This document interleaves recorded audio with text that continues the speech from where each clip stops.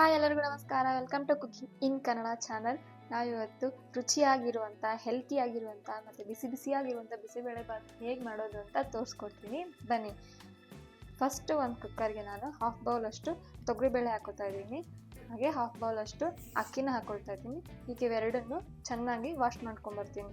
ನಂತರ ಅದಕ್ಕೆ 1 ಗ್ಲಾಸ್ಗೆ 6 ನೀರನ್ನ ಸೇರಿಸ್ಕೊಳ್ತೀನಿ.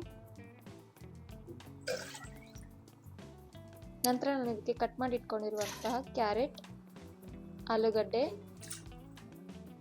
ಬೀನ್ಸ್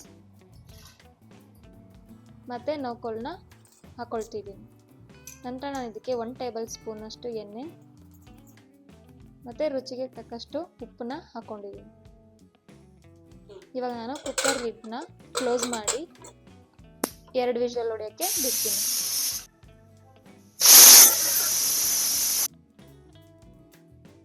ಈಗ ತರಕಾರಿಗಳೆಲ್ಲ ಚೆನ್ನಾಗಿ ಬೆಂದಿರುತ್ತೆ.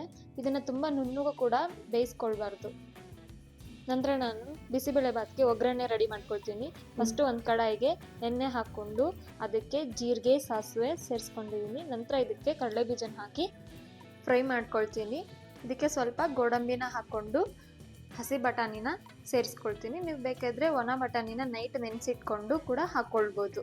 ಈಗ ಇದನ್ನು ಚೆನ್ನಾಗಿ ಫ್ರೈ ಆದಮೇಲೆ ಈಗ ನಾನು ಆನಿಯನ್ ಹಾಕ್ಕೊಂಡು ಚೆನ್ನಾಗಿ ಫ್ರೈ ಮಾಡ್ಕೊಳ್ತೀನಿ. ಆನಿಯನ್ ಕಲರ್ ಚೇಂಜ್ ಆಗಿದ ತಕ್ಷಣ ನಾನು ಇದಕ್ಕೆ ಕ್ಯಾಪ್ಸಿಕಮ್ನ ಸೇರಿಸ್ಕೊಂಡು ಅದನ್ನು ಚೆನ್ನಾಗಿ ಫ್ರೈ ಮಾಡ್ಕೊಳ್ತೀನಿ. ಇದ್ರ ಜೊತೆಗೆ ಇವಾಗ ನಾನು ರುಚಿಗೆ ತಕ್ಕಷ್ಟು ಉಪ್ಪನ್ನ ಸೇರಿಸ್ಕೊಂಡು ಮಿಕ್ಸ್ ಮಾಡ್ಕೊಳ್ತೀನಿ. ಇದೆಲ್ಲ ಚೆನ್ನಾಗಿ ಮಿಕ್ಸ್ ಆಗಿದ ತಕ್ಷಣ ನಾನು ಕಟ್ ಮಾಡಿ ಇಟ್ಕೊಂಡಿರುವಂಥ 1 ಟೊಮೊಟೊನ ಹಾಕಿ ಮಿಕ್ಸ್ ಮಾಡ್ಕೊಳ್ತೀನಿ.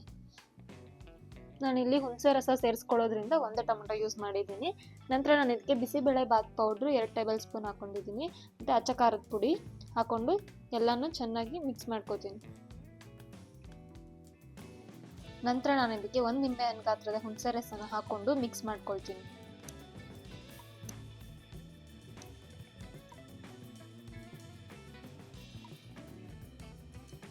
ಈಗ ನಾನು ಸ್ವಲ್ಪ ಬೆಲ್ಲ ಹಾಕ್ಕೊಳ್ತಾ ಇದ್ದೀನಿ. ಬೆಲ್ಲ ಹಾಕೊಳ್ಳೋದ್ರಿಂದ ರುಚಿ ಚೆನ್ನಾಗಿ ಬರುತ್ತೆ, ಅದಕ್ಕೆ ನಾನಿಲ್ಲಿ ಸ್ವಲ್ಪ ಬೆಲ್ಲ ಹಾಕ್ಕೊಳ್ತೀನಿ.